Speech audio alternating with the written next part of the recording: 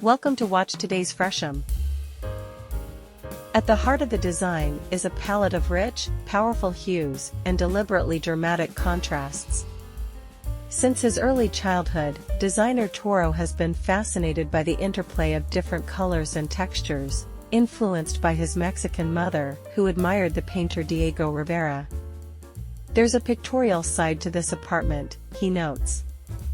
"I love Luis Barragan and his Casa Pedregal in Mexico City, the green color of the pool, the pink walls.